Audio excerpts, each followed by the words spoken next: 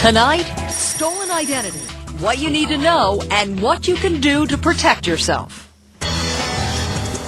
And thanks again for joining us for this special broadcast. If you think identity theft can't happen to you, you are dead wrong. Take a look at these numbers. According to the Federal Trade Commission, 10 million people a year, about 27,000 people a day, that adds up to 19 people every minute, are the victims of identity theft. And it's happening all the time. Just today, we heard that nearly 10,000 Social Security numbers were stolen from Stanford University computers 2 weeks ago. Also this month, account information for almost 110,000 Bank of America and Wachovia customers also may have been stolen. And here at Time Warner, tapes holding personal information on as many as 600,000 current and former employees vanished during shipping. When crooks start using your name, your Social Security number, your credit card numbers, your life becomes a nightmare. You may want to grab a pen and some paper because tonight we're going to give you some information you need to protect yourself and your family, and if it's too late, what you need to do to get your identity back. A panel of experts is with me tonight. Most of them have been victims themselves. They'll be answering your questions.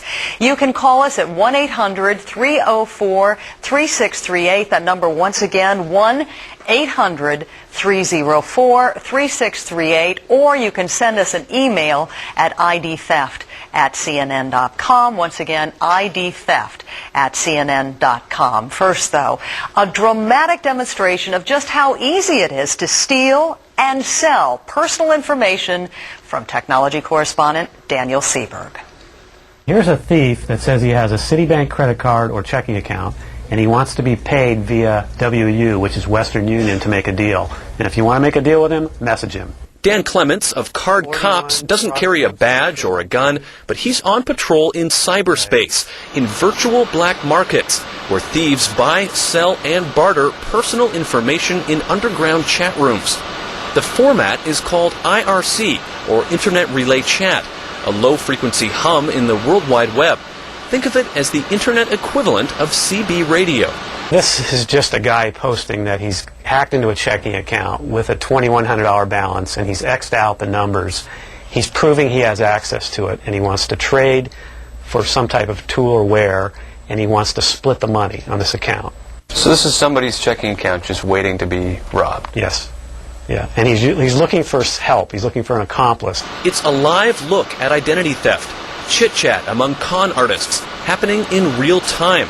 If you've heard about personal data being stolen, a lot of it ends up here. This is what they call a gold profile. This is all the information on this lady. We have her email address, eBay account, PayPal account. We have her first name, last name. We have her address, phone. We even have her Social Security number. We have our MNN, which is mother's maiden name. If the thief has this information, he can absolutely rip this lady's identity off in seconds.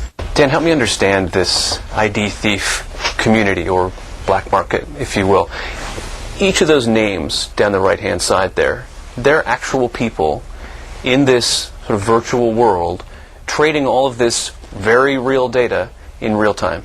That is correct. And these people in the chat room, they're usually in Europe, and they're trading credit cards and identities. They're swapping out different types of wares and tools so they can commit crimes. But they're real. They're doing this right now. Clements doesn't have the means to track down the criminals, but he earns his living by spreading the word. His team alerts law enforcement, credit card associations, and merchants, many of whom pay for his information. And he even notifies consumers whenever they spot a crime in the making. Hello, Nestor. My name is Dan Clements with Card Cops, and I'm investigating some fraud on your MasterCard ending in 1992. A man named Nestor's entire personal profile is posted. We have no trouble calling him since, well, we have his home number. How do you feel knowing that all of this personal information of yours is in this chat room where anybody could come across it and buy and sell it? How does that make you feel? Oh my God, so it's in a chat room? Yeah. Well, no wonder, because at this moment I'm still getting charges even from Spain, Italy. Does it scare you that this is happening? Well, it does, yeah. Is it too late for Nestor now that this information is out there, Dan? Well, it's too late in one regard, but Nestor, you can put a fraud alert on your credit file. Well, I did that. Oh, you did that. That's good. A little later, Clements gets a private communication. So, Danny, somebody's messaging you right now Right. on here? Yeah, they're sending me an instant message, and let's see what they have to say. What do they often want? This particular gentleman is offering credit cards with CVV2, full info, and PayPal. So he has those available, and he wants to either sell them to me or trade them to me. A whole new meaning to the phrase online shopping. Price tags on your priceless information. Bought and sold in a marketplace right under our noses.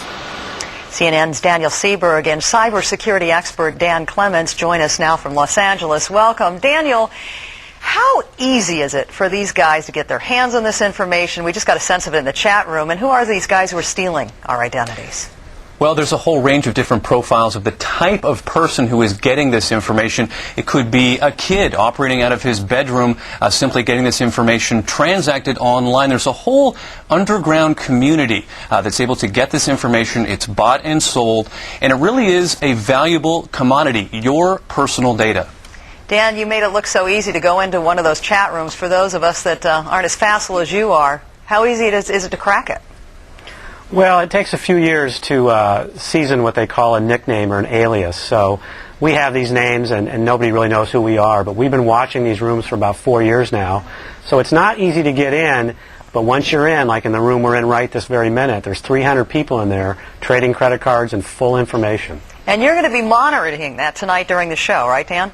Yeah, we can't overstate, Paula, how often this is happening. This is happening all day and all night, and we are in here right now with about 600 or so just in this one room where all of this is happening, and we're going to be monitoring it throughout the hour. Mind-boggling. Daniel Seberg, Dan Clements, I want you to hang with us all night because we want to check to see what you are hearing as you monitor that.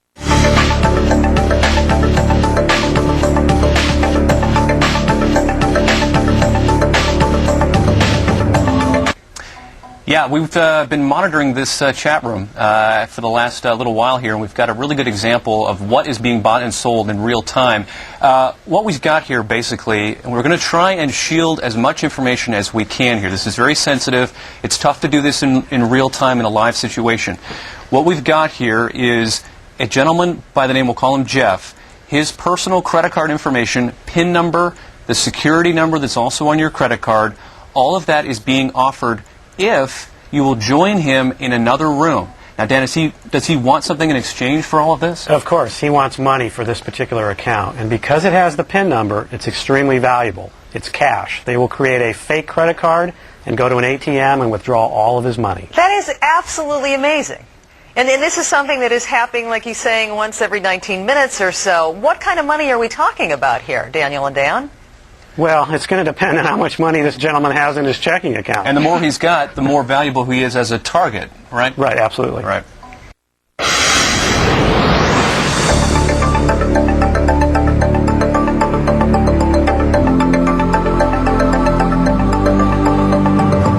Those numbers add up. As we mentioned throughout the evening, there are 10 million victims of identity theft each year. We quickly go back to Los Angeles right now, where Daniel Seberg is standing by, along with Dan Clements. They have access to a chat room where they know that the bad guys have stolen information that's being traded even as this program has been on the air. What have you found out?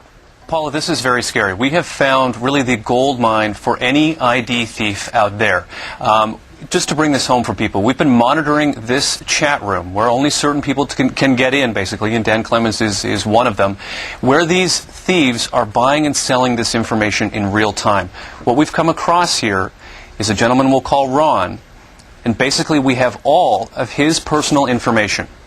Everything from his phone number, his address, his social security number, his mother's maiden name, driver's license. It popped up in here in seconds.